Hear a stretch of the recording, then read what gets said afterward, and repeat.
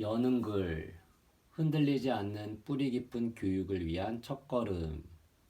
요즘 부모들은 혼란스럽다. 쏟아지는 수많은 정보에 휩쓸리고 급변하는 교육 트렌드 사이에서 갈팡질팡한다. 그 혼란 속에서 많은 부모가 불안해하고 갈 길을 잃는다. 다른 분야와 마찬가지로 우리나라 육아 분야에서도 트렌드가 급속하게 바뀐다. 육아의 정석보다는 그때그때 육아 관련된 담론과 출시된 육아 관련 상품에 따라 부모가 아이를 키우는 방식도 변한다. 아이에게 감정 코칭이 중요하다고 하면 갑자기 감정 코칭을 하는 부모들이 늘고, 인내심을 가르치는 프랑스 육아가 뜨면 프랑스식 육아법으로 아이를 다루는 사람들이 늘어난다. 스칸디 육아가 뜨고 프렌디, 친구 같은 아빠에 대한 담론이 등장하면 북유럽 방식의 육아를 동경하는 사람들이 많아진다.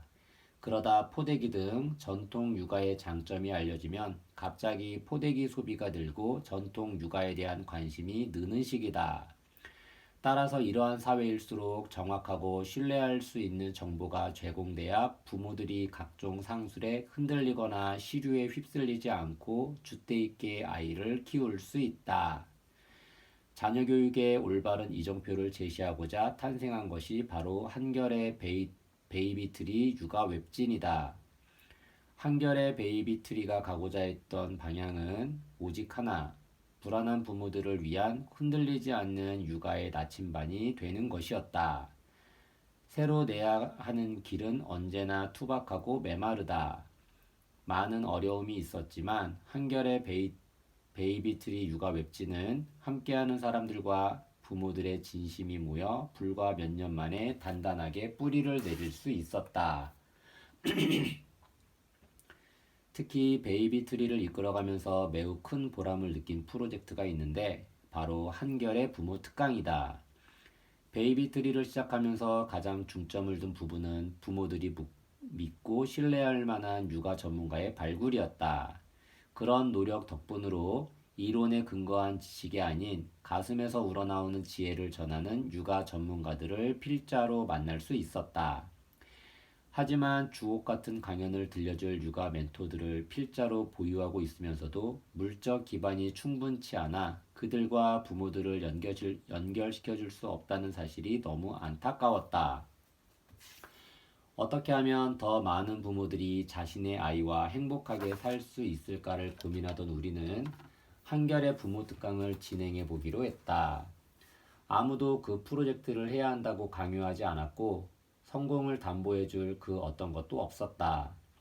하지만 우리의 의도를 오롯이 전달할 수 있도록 기획안을 만들고 여러 지자체의 문을 두드렸다. 다행히도 우리의 뜻에 공감해준 지자체, 마포구, 성북구와 손을 잡고 부모 특강을 진행할 수 있었다. 우리가 전하고자 한 한결의 부모 특강의 메시지는 아이의 본성과 자발성을 살리는 교육이었다. 부모의 과도한 욕심으로 아이가 상처받고 불안한 사회적 분위기 속에 공교육이 무너지고 사교육 열풍이 휩쓸고 지나가는 그 황량한 토양에 또 다른 희망을 찾고 싶었다. 우리의 진심이 전달된 것일까? 2년에 걸쳐 우리 아이 자존감과 잠재력을 키우는 소통법, 정서지능, 우리 아이 미래를 바꾼다라는 큰 주제로 진행된 한결의 부모 특강은 그야말로 인기 폭발이었다. 매회 강연마다 500여 명의 부모들이 참석해 강연을 들었다. 부모 특강의 반응들은 뜨거웠고 감동의 후원이 뒤를 이었다. 한결의 부모 특강에 대한 이러한 뜨거운 반응은 아마도 육아에 있어 가장 기본적이고 본질적인 것들을 다뤘기 때문일 것이다. 옆집 엄마는 아이 교육을 저렇게 시키는데 나는 안 시켜도 되나 하는 불안을 넘어서서 진정한 교육이 무엇인지 알려주기도 하고, 부모와 아이의 관계에서 가장 중요한 올바른 소통법에 대해서도 알려준다. 또 아이가 삶을 살아가면서 성적보다 더 중요한 다양한 가치들의 중요성을 전달하고, 아이에게 물고기를 잡아 먹여주는 부모가 아닌 아이 스스로 물고기를 잡을 수 있도록 안내해주는 부모가 되기 위해 어떻게 하는 것이 좋은지를 다루었다. 특히나 많은 부모들이 부모에 대한 위로와 공감에 대해 큰 호응을 보내주었다. 한결의 부모 특강이 요즘 부모들을 억누르고 있는 죄책감과 불안을 기억하고 아이를 사랑하는 마음을 담아 지금 가는 길을 꿋꿋이 걸어가라고 스스로를 소중하게 여기는 힘이 가장 필요함을 마음을 다해 전해주었기 때문이다. 베이비트리 팀은 한결의 부모 특강의 기사와 영상에서는 다 담지 못한 내용들을 다시 정리해 강연 내용을 보다 많은 독자들이 읽고 삶에 대한 영감을 얻기를 바랐다. 특강 중에서도 부모들의 깊은 공감을 얻고 두고두고 도움이 될 만한 강연을 모아 불안, 본질, 감정, 휴식, 대화법, 본보기, 뇌, 고통, 의욕, 꿈의 키워드로 분류해 10강의 강의로 정리했다. 진심을 다해 부모와 소통하였던 8명의 전문가들은 책을 만드는 과정에서도 자신들의 노하우를 담아 책의 내용이 단단해질 수 있도록 많은 힘을 보태주었다. 10강의 내용이 각기 다른 테마로 접근하고 있지만 책 전체의 내용을 아우르는 것은 결국 아이에 대한 믿음이고 바른 성장에 대한 열망이다. 책의 내용을 따라가다 보면 발견하겠지만 전문가들이 한결같이 아이에 대한 이해 못지않게 강조한 것은 부모, 즉 자신에 대한 행복 찾기이다. 아이들의 행복만큼 부모의 행복이 육아에서 매우 중요한 요소이기 때문이다. 수많은 부모를 만나면서 부모 스스로 행복을 찾으면 행복의 긍정성이 아이의 교육에서도 고스란히 적용된다는 진리를 경험을 통해 얻었기 때문이라고 생각한다. 우리 역시 그런 이야기를 전하고 싶었다. 한결의 베이비트리가 생겨난 계기도 근거 없는 정보에 이리저리 휘둘리며 불안해하는 부모들에게 힘이 되어주고 싶었던 것이고, 불안 속에서 여유 없이 자신을 채찍질하는 부모들이 우리 주변에 너무 많이 있기 때문이다. 육아의 본질은 믿음과 사랑이다. 그 단순하면서도 명쾌한 진리가 실질적으로 육아를 해보면 쉽게 적용이 되지 않는다. 내 아이이기 때문에 욕심이 생기고 내 아이이기 때문에 남들보다 뛰어나기를 원한다. 하지만 성장의 기본적인 원칙을 지켜나가다 보면 아이와 부모 모두가 행복을 찾는 길이 또렷하게 보일 것이다. 여기 실린 글들은 그 기본을 따라가는 길이 지치고 힘들 때 위로와 힘이 되어줄 것이다. 소망은 있고 너무 바쁘다는 핑계로 행동으로 옮기지 못한 베이비트리 팀을 자극해 부모 특강의 내용을 책으로 엮을 수 있게 도와준 북하우스에 특별히 감사의 인사를 드린다. 그리고 한결의 부모 특강에서 세상의 모든 부모들을 위해 멋진 강연을 들려준 전문가들에게도 이 자리를 빌려 감사의 인사를 드린다. 매우 바쁜 일정 속에서도 부모 특강의 열띤 호응을 기억하고 책에서도 좋은 일을 함께 나누겠다고 한 전문가들을 보며 이 일에 대한 깊은 보람을 느꼈다. 이 책을 읽고 자극을 받아 많은 부모들이 진정으로 자신과 아이가 모두 행복한 길을 걸어갈 수 있기를 기대해 본다. 세상의 모든 부모들이 미래를 위해 현재의 행복을 희생하지 않고 지금 이 순간 내 앞에 있는 아이를 있는 그대로 인정하면서 행복과 기쁨이 충만한 하루하루를 만들어 나가길 바란다. 한겨레 신문 편집국에서 한겨레 베이비트리 팀을 대표하여 양선아. 제1강 교육이란 불안을 넘어 함께 가는 길. 하태욱 건신대학원 대학교 대한교육학과 교수. 아이를 어떻게 키워야 할까요? 많은 분들이 묻습니다. 저는 교육학을 전공한 교육자입니다. 학교에서 학생들에게 교육학을 가르치고 있고요. 교육과 대안을 화두로 연구와 실천을 함께하는 학자이자 운동가, 그리고 학부모로서 많은 부모들과 함께 이야기를 나누고 싶은 열망을 가지고 있습니다. 저는 오늘 부모님들에게 불안을 넘어 함께하는 교육에 대해 말씀드리려고 합니다. 부모란 존재론적으로 불안한 존재입니다. 갓 태어난 강아지를 품고 있는 어미게 앞으로 다가가면 불안해서 어쩔 줄 모르거나 으르렁댑니다. 우리도 마찬가지지요. 우리 아이들에 대해선 늘 불안하고 하나부터 열까지 안심이 되지 않습니다. 하지만 여러분이 정말 불안해야 할 일을 불안해하고 있는 건지 아니면 그럴 필요가 없는 일까지 불안해하는 건 아닌지 스스로 점검하고 돌아보는 시간이 꼭 필요하다고 생각합니다. 어떤 경제학 교수가 이런 이야기를 했습니다. 현대인들이 곧 다가올 미래는 외면하면서 어떻게 될지도 모를 미래에 대해 불안해하며 내일을 담보 삼아 오늘을 희생하는 삶을 살고 있다고요. 지구온난화나 물 부족 사태는 당장 우리 눈앞에 다가온 미래이지만 우리는 이것에 대해 불안해하지 않아요. 하지만 교육에 관해서는 굉장히 불안해합니다. 우리 아이가 경쟁에서 뒤처지면 어쩌지? 우리 아이만 다른 아이들보다 못하면 어쩌지? 걱정하면서 오늘을 희생합니다. 우리나라 부모들이 우리 아이들을 사교육으로 내몰고 있는 이유 또한 불안하기 때문입니다. 저는 부모로서 불안의 본질을 성찰하는 과정이 필요하다고 생각합니다. 저 역시 주변에서 들리는 카더라 통신들, 근거 없는 신념들, 떠도는 정보들에 휘둘려 갈팡질팡했습니다. 교육학을 전공한 교육 전문가라지만 아이를 키우는 부모로서 생활하다 보면 순간순간 매우 비교육적인 욕망들에 쉽게 흔들리고 있는 자신을 발견합니다.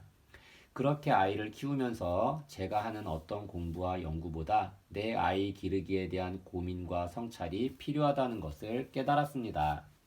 제가 이론적으로 말하는 모든 이야기들이 제 아이 키우기에 적용되지 않는다면 그건 모두 허공에 뜬 이야기일 수밖에 없을 테니까요. 그래서 부모 되기에 대해서 배우고 익히는 일이 무척 중요하다고 생각합니다. 제 아들 녀석이 중학생입니다. 지금은 대안학교를 다니지만 초등학교는 일반 초등학교를 다녔습니다. 아이가 초등학교에 다닐 때 제가 아이에게 대안학교에 다니면 어떻겠니라고 물었습니다. 그런데 아이가 싫다는 거예요. 왜 싫은지 물었더니 아이가 대안학교에 가면 지하도에서 박스 덮고 자는 아저씨가 된다고 말하는 겁니다. 아이가 이렇게 생각하게 된 것은 공부를 안 하면 거지가 된다는 얘기를 많이 들어서였습니다.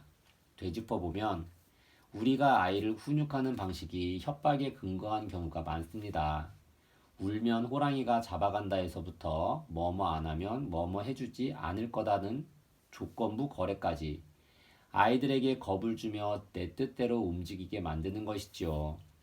이렇게 길들여진 아이들은 주체적으로 살아갈 힘을 키우기 어렵습니다. 가정에서 부모, 자식 간에만 그런 것이 아닙니다. 아이들이 사회에 나가서 이런 불안감을 학습합니다. 아이들뿐만 아니라 사회로부터 오는 불안감이 부모인 우리를 위협하고 있지요. 부모에 대한 이야기를 하면서 유명한 광고 카피를 들려드리겠습니다. 부모는 멀리 보라 하고 학부모는 앞을 보라 하고 부모는 꿈을 꾸라 하고 학부모는 꿈꿀 시간을 주지 않습니다. 당신은 부모입니까? 학부모입니까?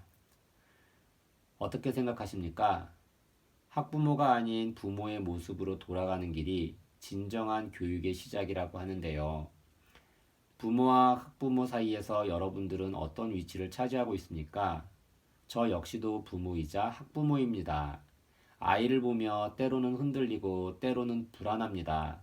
내 안에서 학부모가 불쑥불쑥 일어납니다. 줏대 있게 소신을 세우려고 해도 늘 사회적인 불안감에 휘둘립니다. 주변에서 가만 내버려 두지 않습니다. 방송을 보고 뉴스를 보고 이웃집을 봐도 사회적으로 지속적으로 불안을 학습시킵니다. 그럼 어떤 방법으로 사회가 불안을 학습시킬까요? 어떻게 지내냐는 친구의 말에 땡 뭐뭐를 보여줬습니다. 당신의 오늘을 말해줍니다. 자동차 광고 카피 중에 하나입니다. 이렇게 우리 사회는 끊임없이 묻습니다. 어떤 차를 타고 다니니? 어떤 아파트에 사니? 어떤 옷을 입고 다니니? 우리가 어떤 생각을 하고 살며 어떤 가치관으로 삶을 바라보는지는 궁금해하지 않습니다.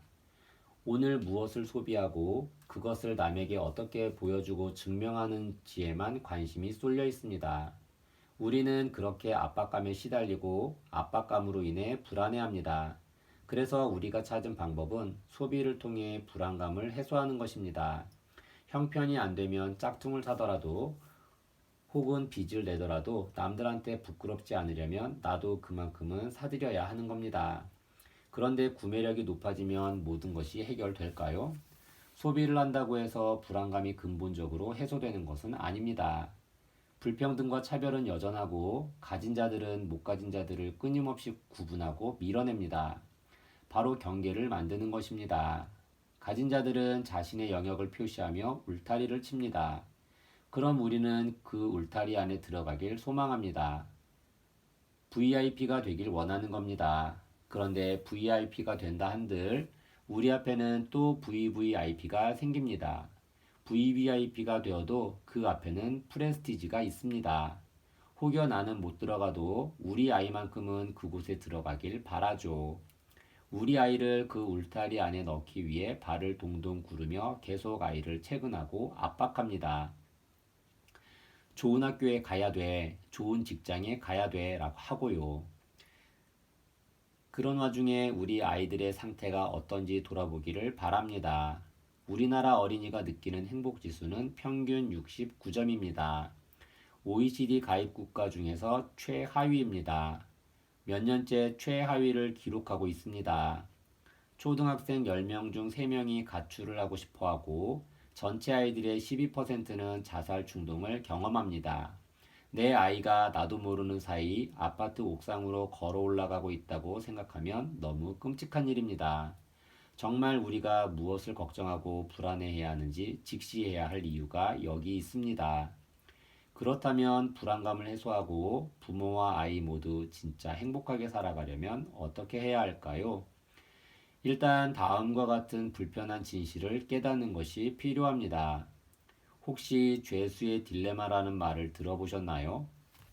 죄수의 딜레마는 경제 이론의 하나로 각자가 최선이라고 생각해 선택했으나 사회 전체로 봤을 때는 최악의 결과를 선택하게 되는 과정을 말합니다.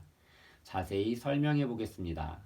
2명의 공범이 경찰에 잡혔습니다. 증거가 마땅치 않으니 자백만이 유일한 증거입니다. 경찰은 2명의 범죄자를 각각 방에서 다음과 같은 조건을 내걸며 신문에 들어갑니다. 상대방의 범죄에 대해 실토하면 형을 감해주고 다른 쪽에서 더 큰 책임을 묻겠다는 것이지요. 범죄자들은 고민에 빠집니다. 둘 다 입을 다물면 증거가 없으니 최고의 결과를 얻을 수 있습니다. 하지만 상대가 입을 다물어준다는 보장이 없지요. 그러다 보니 최고의 결과를 위해 입을 다물었다가는 자칫 상대가 나한테 죄를 뒤집어 씌우면 나는 최악의 결과를 얻습니다. 내가 입을 열면 적어도 최악의 상황은 피할 수 있습니다. 상대방이 죄를 뒤집어 쓴다면 차선의 결과를 얻을 수도 있겠지요. 결국은 둘 다 상대방의 죄를 자백하게 됩니다. 죄수의 딜레마 현상을 사회적, 교육적 현상으로 잘 보여주는 것이 사교육 시장입니다. 불안을 덮기 위해 아이를 사교육 시장에 보냅니다. 부모들은 사교육이 큰 효과가 없다는 것을 알고 있습니다. 그런데도 사교육을 끊을 수는 없습니다. 나만 아이를 학원에 보내지 않으면 우리 아이만 손해를 볼 수 있다는 생각 때문입니다. 남들이 다 안 보내겠다고 하는데 우리 아이만 보내면 아이의 성적이 올라간다는 계산이 나옵니다. 그러니까 아무도 그만둘 수 없는 거지요. 최고의 결과를 얻을 수 없는 줄 알면서도 최악을 피하기 위해서는 어쩔 수 없습니다. 학원에 가면 너나 없이 화려한 플랜카드를 걸어 놓습니다. 경축, 뭐뭐 합격. 이건 축하의 메시지가 아닙니다. 우리 학원에 보내지 않으면 당신 자녀의 이름은 이 플랜카드에 없을 거라는 일종의 경고이자 협박인 것입니다. 지금의 사회적 시스템 안에서는 어느 누구도 사교육을 없애지 못합니다. 게다가 갈수록 사교육은 고액화, 양극화 되어 갑니다. 우리나라 평균 사교육 비용이 45만 원, 고등학생의 사교육 비용은 70만 원에 육박합니다. 하지만 진짜 사교육의 혜택을 보는 이들은 고액의 과외를 받는 아이들입니다. 고액의 사교육을 감당할 수 있는 부모를 둔 아이들만 혜택을 보고 살아남습니다. 전국 수험생 80만 명 중 소위 스카이 대학에 합격한 학생은 1만 명, 1.25%, 그중 서울대 입학생은 3,500명인 0.42%인데요. 0.42%의 확률이 어느 정도로 희박한 것이냐면 프로야구 5경기 결과의 승패 무승부를 연속적으로 마칠 확률이라고 합니다. 이런 확률을 우리는 무엇이라고 부르나요? 도박이라고 합니다. 그런데 아무도 서울대에 보내는 것에 대해서는 도박이라고 말하지 않지요. 공부를 열심히 해서 서울대에 가는 것이 나쁘다는 뜻이 아닙니다.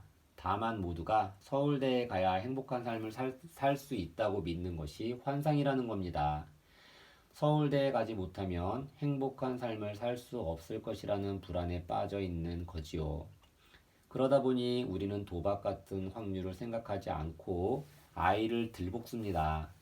우리 부모들이 죄수의 딜레마에 빠져 효과 없는 사교육에 아이들을 내몰고 있는 거죠. 미국에서 20세기 말에 다가올 21세기를 준비하면서 21세기 위원회가 생겼습니다. 다양한 학자들이 머리를 모아 21세기를 예측하기 위해 만들어진 거지요. 이들이 펴낸 연구 보고서에 따르면 21세기를 살아갈 인재들에게 꼭 필요한 자질은 협동심, 소통력, 자발성이라고 합니다. 그런데 아이러니하게도 몇 년 전 우리나라의 한 명문대에서 실시한 조사에 따르면 그 학교 출신 학생들에게 가장 부족한 자질 3가지로 협동심과 소통력, 자발성이 나왔다고 합니다. 우리 교육 시스템에서 가장 성공한 명문대 학생들에게 정작 삶을 현명하게 살아갈 자질이 없다니 정말 맥이 풀리는 일입니다. 우리는 이제 교육에 대한 다른 접근이 필요합니다. 0.42%의 소모적인 도박을 멈추고 우리 아이들이 자신들의 흥미와 본능을 믿고 자신의 길을 선택할 수 있도록 해야 합니다. 자신의 흥미와 본능을 믿고 멋지게 인생을 개척한 인물의 바람직한 예가 바로 스티브 잡스입니다. 대학 중퇴자인 스티브 잡스는 최고의 명문대 중 하나인 스탠퍼드 대학 졸업식에서 연설을 했습니다. 그의 연설은 부모들이 두고두고 되새겨볼 만한 가치가 있습니다.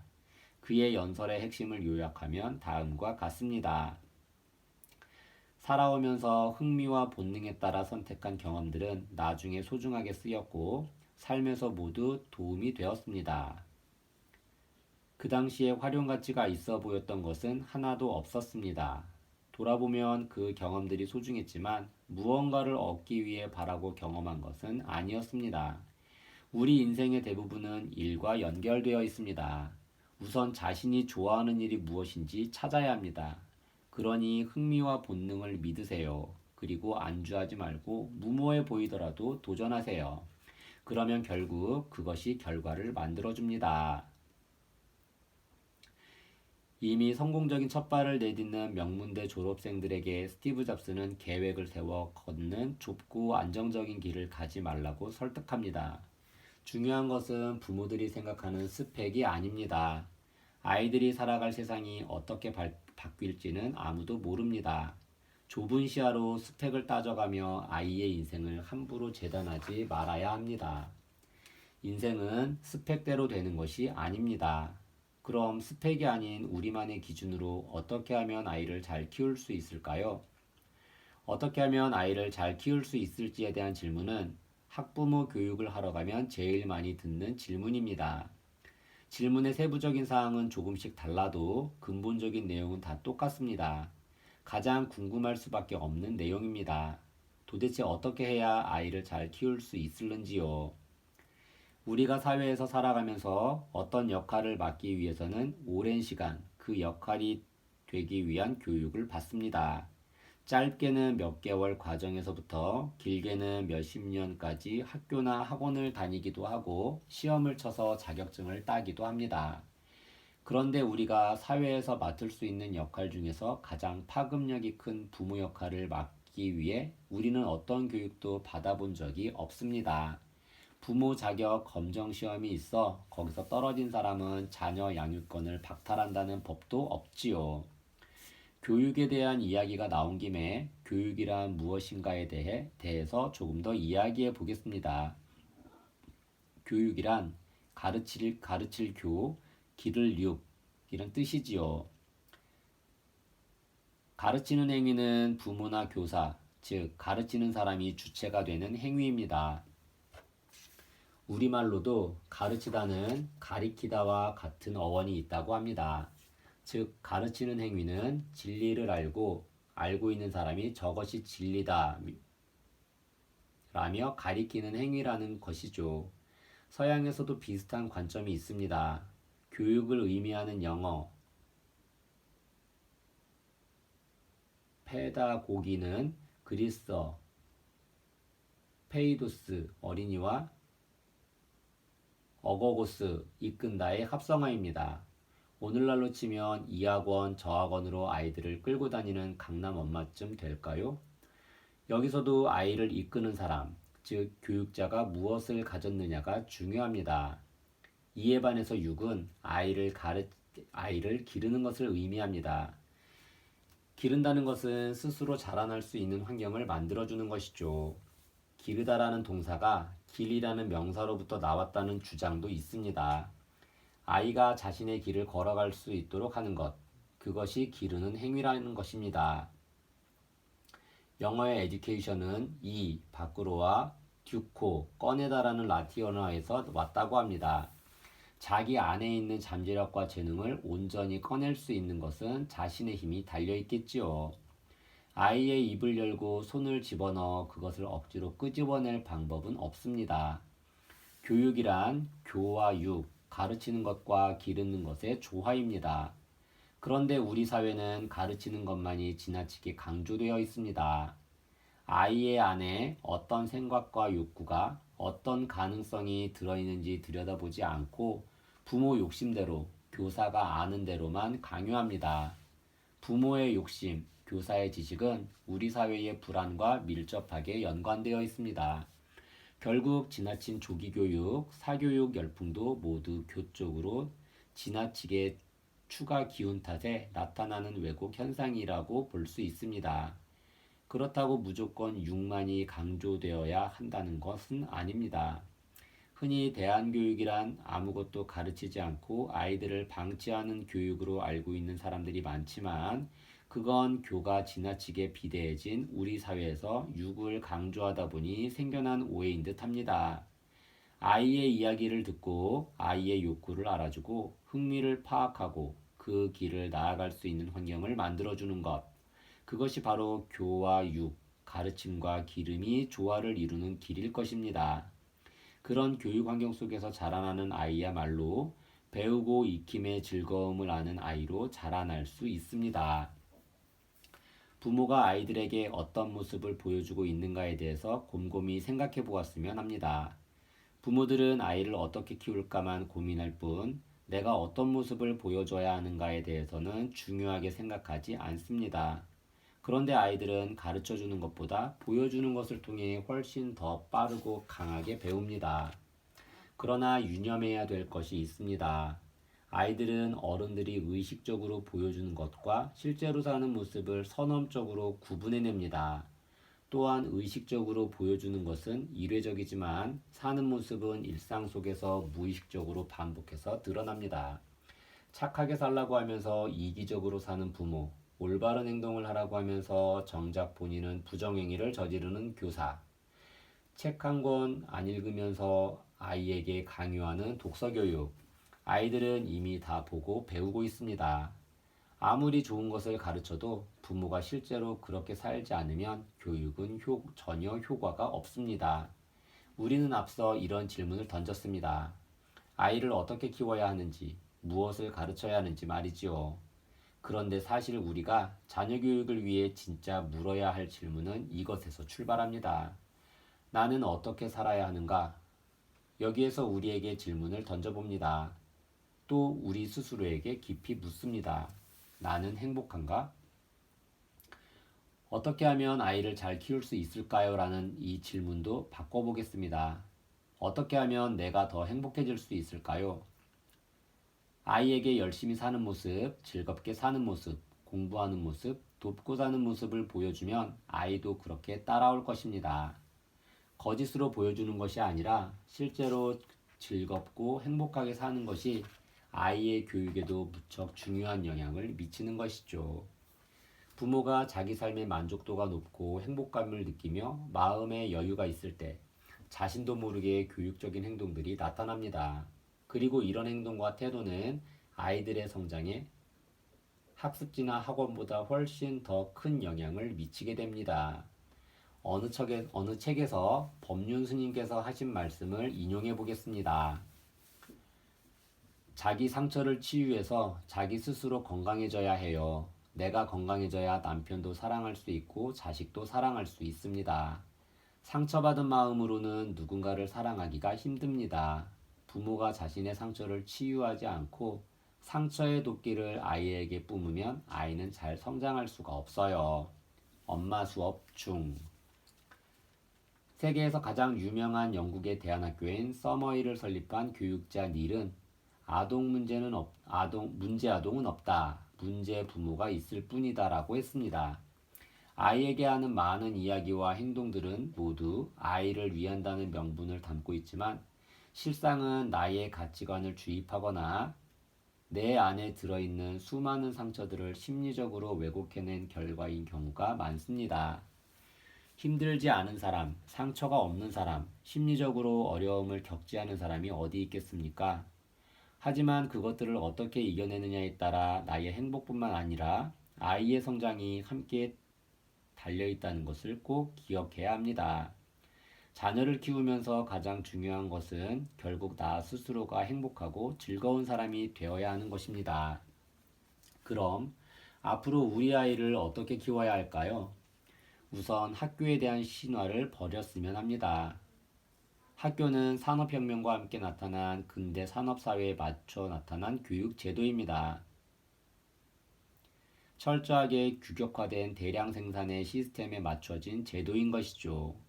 하지만 더 이상 대량 생산의 시스템만으로는 통하지 않는 시대가 왔습니다. 다양한 기호가 있는데도 학교는 규격화된 완제품을 찍어냅니다. 결국 아이들은 적응을 못하고 튕겨져 나갑니다. 21세기 교육은 아이들을 박스 안에 가두고 잘라서 똑같이 키워내는 것이 아니라 아이 스스로 선택하고 참여하고 멘토링과 다양한 경험을 통해 자기의 길을 찾아가도록 돕는 것입니다. 인류의 바람직한 인재를 통계화하기 위한 수학자들의 연구 결과 정상에 가장 먼저 도달한 사람은 인간성을 갖춘 사람이었습니다. 호전적인 사람, 경쟁적인 사람이 더 빨리 도달할 것이라 예상했지만 정작 중요한 것은 다른 사람에 대한 배려, 협력이었습니다. 남의 것을 빼앗는 것이 아니라 협력해야 더 큰 것을 얻을 수 있습니다. 그리고 협력하려면 무엇보다도 다른 사람들을 믿을 수 있어야 합니다. 그러니 내 앞에 올라가는 사람을 밀쳐내고 사다리를 올라가겠다는 생각을 버려야 합니다.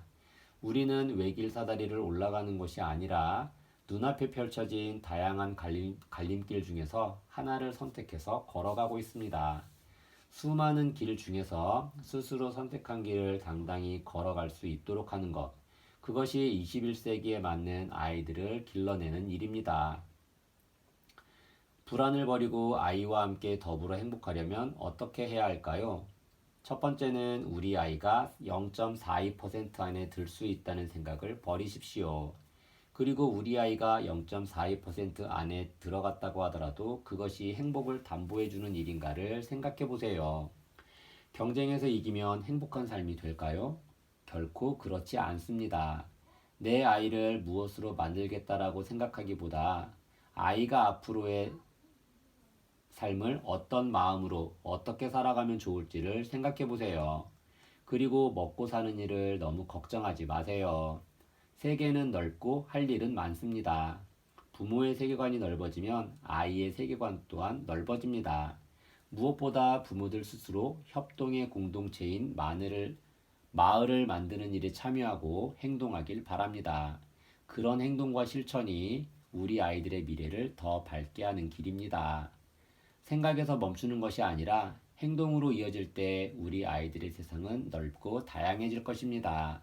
그러면 여러분 속에 잠든 불안도 점차 해소될 것입니다. 불안의 본질을 깨닫고 아이가 세상으로 뚜벅뚜벅 걸어가 제 힘으로 커갈 수 있는 계기를 만들기를 바랍니다. 그렇게 만들어진 행복은 공동체 안에서 다시 만나 뵙기를 희망합니다. 그렇게 만들어진 행복한 공동체 안에서 다시 만나 뵙기를 희망합니다.